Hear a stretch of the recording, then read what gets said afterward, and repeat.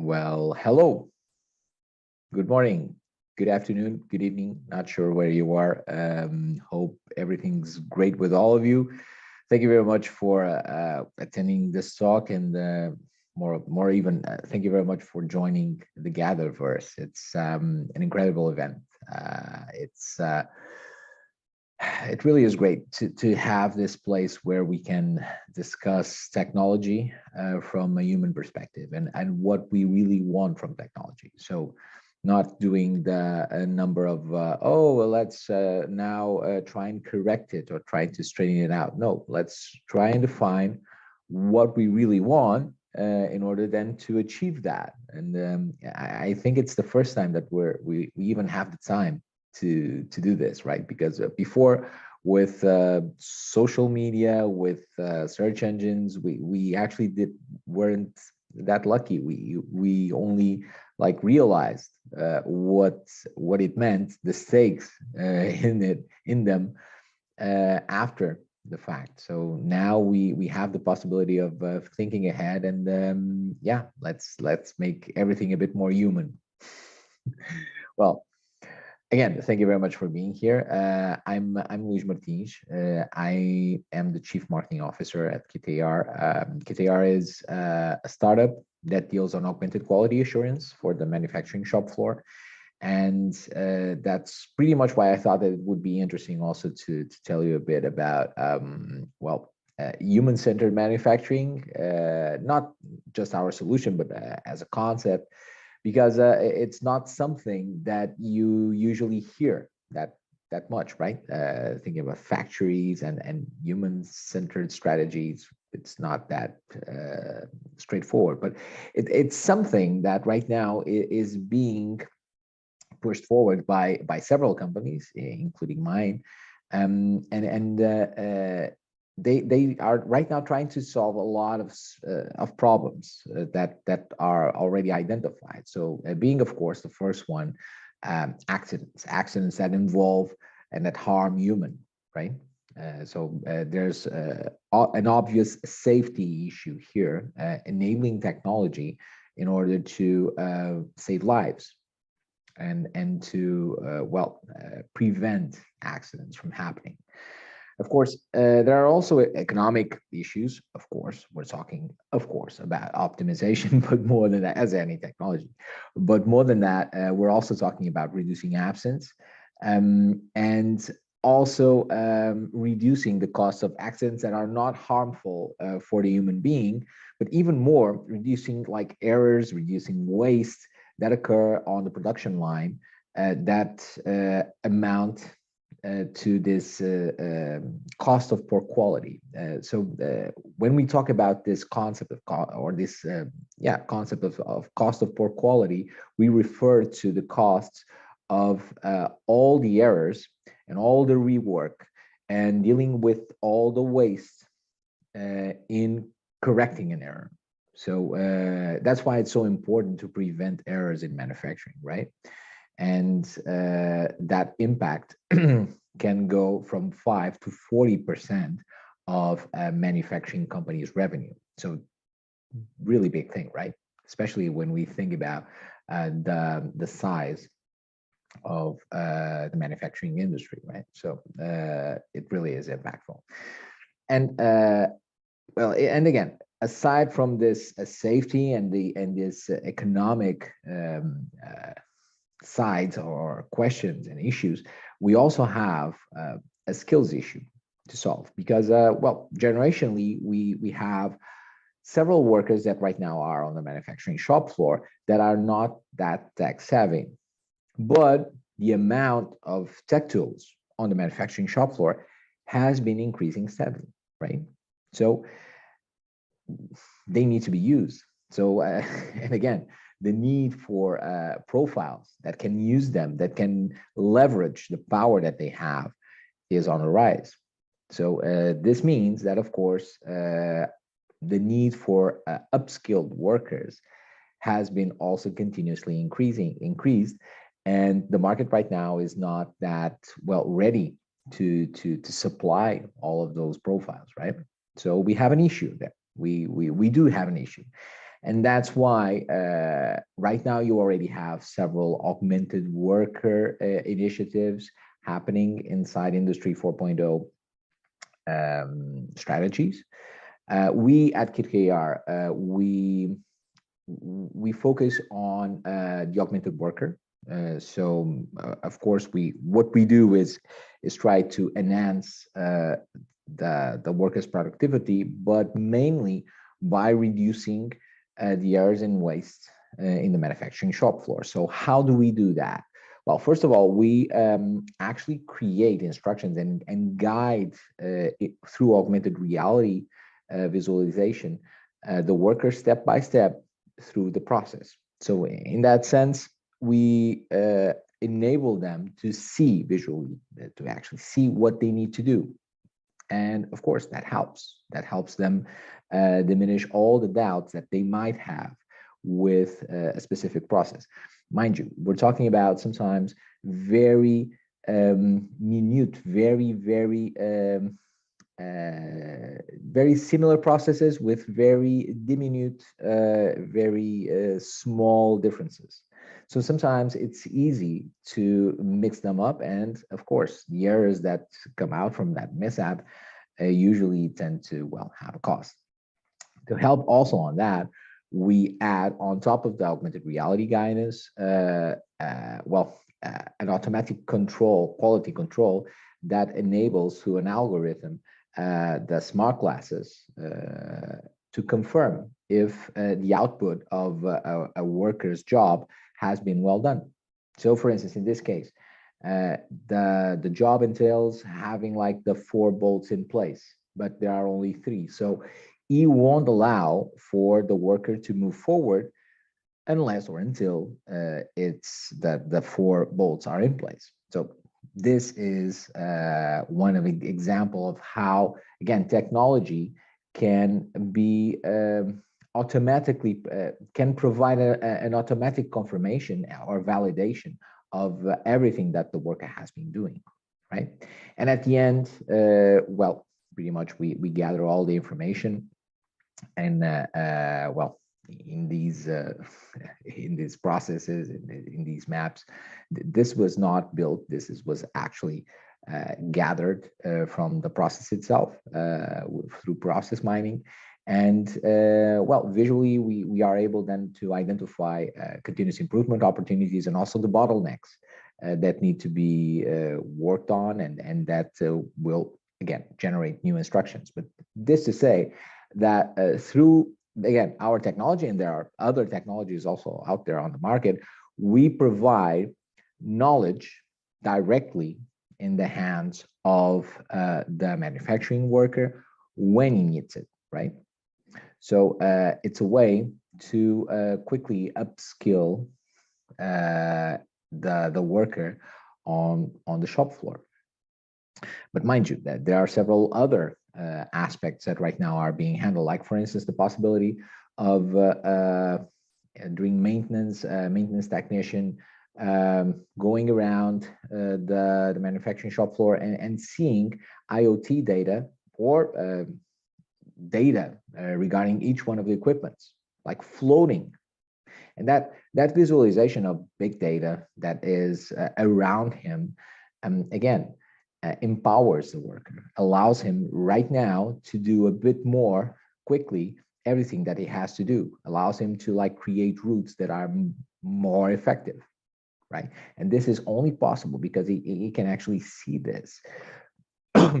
Of course, the possibility to collaborate, the possibility of interacting directly with colleagues allows him to receive assistance much more quickly, and at the same time have a second opinion or validate with the boss a decision that the worker made, or with a colleague, whatever. So the issue right now is that it's much quicker to collaborate using video calls, again, using augmented reality.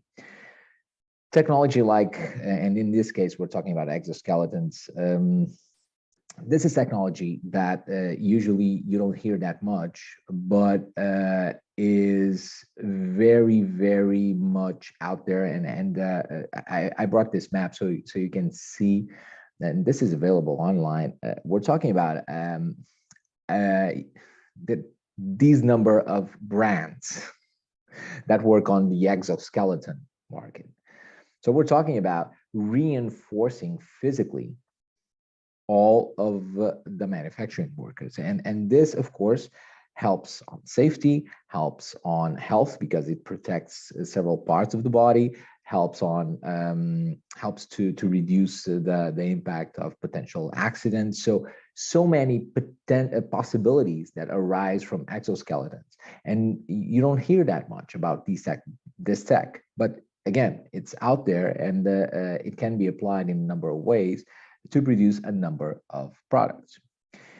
So again, these are all efforts that right now are ongoing. So the core thing and the core objectives were, as I referred, health, safety, well, to preserve the human being from harm, economic, and also upskilling and social. So, but at the same time, the metaverse kicked in. Mind you, I'm not going to bring you a definition of the metaverse. I do believe that right now we are building it. That's why it doesn't exist yet. We are building the metaverse, so we will have at a given point in time a definition when we're closer to it. But at this point, what we can say is that it's going to be the next iteration of the internet. So in that sense, you see already several bigger companies in the manufacturing area moving into the metaverse, like for instance, Hyundai, that is planning, actually announced the creation of this meta factory alongside with Unity in the metaverse, right? And we start thinking, okay, but how can so right now we have a lot of issues, a lot of problems that we're solving through technology, using augmented reality and sometimes using also virtual reality. But how can we tend to more issues and problems within the metaverse? Can these technologies that we find or that are part of the tech stack of the metaverse allow us to, solve other issues, or will they empower us, or will they halve our humanity and our capability of actually becoming better? It's, as always, a double-edged sword. So I think it all boils down to what we do. So it can go both ways. Still, I do believe that the metaverse and again, this Internet of everything, the full digitalization of everything physical into a digital layer. So all of this will bring a lot of opportunities for humans in the manufacturing shop floor, but not just the manufacturing shop floor. But still, that's our focus, that's our topic. So let's try and explore and do here a quick exploration, speculative exercise. And let's start by talking about presence. So today, one of the major topics that we have regarding the metaverse is presence, right?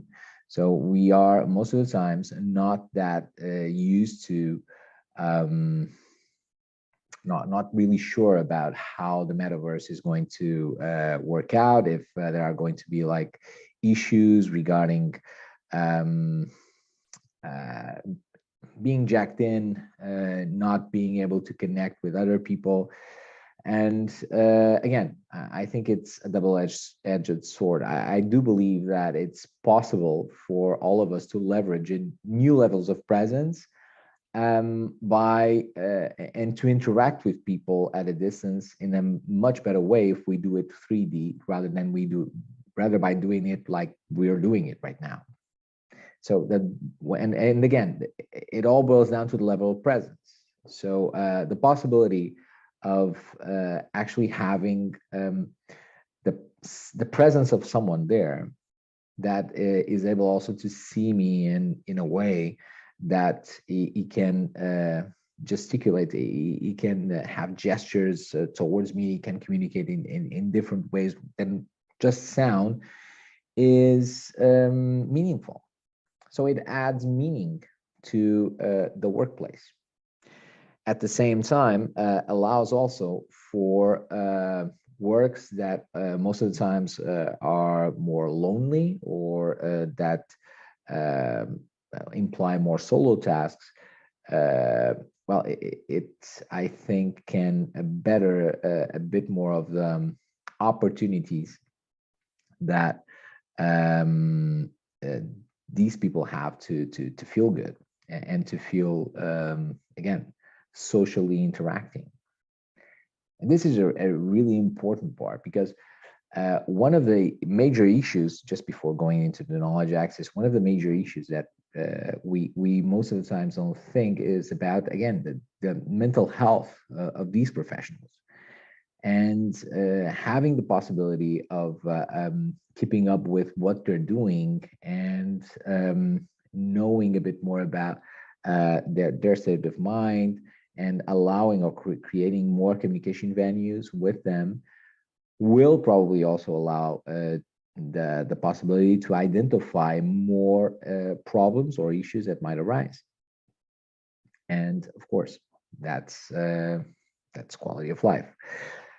Knowledge access, yes, of course. The possibility of having more knowledge on the tip of our fingers and being able to apply it when we want and with the needed accuracy and the needed power of numbers.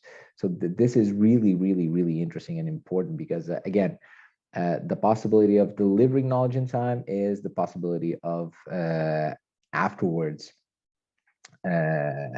providing more value inside the production line. So for sure, within the metaverse, just having the possibility of operating at a distance, for instance, through virtual reality, not just one, but several robots, artificial intelligences, coordinating several of these entities in order to provide or to contribute directly to the production of a product will have a huge, huge impact. And again, everything will be done in a very visual way. And at the end, I think this will also concur directly to, again, safer, because we're talking about having the world, as Charlie Fink once said, painted with digital ink. But more than that, more than having just the signs and the safety signs and all of that, having also the possibility of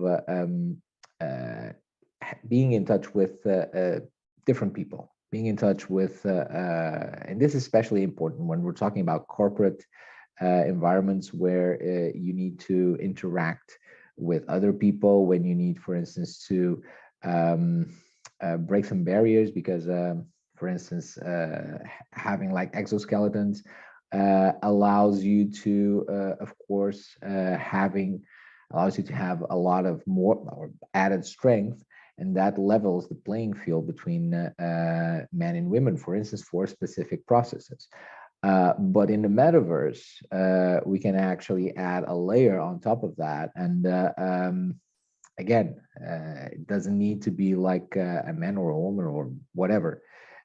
So I think that it will be at a given point in time also an opportunity for, again, identity and diversity strategies to be well, to be put in place. And yeah, and if you have the time, please investigate a bit about this concept. So Industry 5.0, it's something that we are slowly moving into, and it's all about how we have to centralize um, the manufacturing shop floor, well, pretty much factories and in manufacturing world around humans, because at the end of the day, that those are pretty much the ones that provide the value, that provide the benefits, that have the families, that have the relationships, and that have the drive to make things better for other humans. Yeah, that's pretty much it. I think I blew my time. Yeah, I'm just going to drop here our website, and feel free to add me on LinkedIn, Luis Bravo Martins. And yeah, again, thank you very much, Gatherverse, for this. It's been great, and I'm really looking forward to your feedback.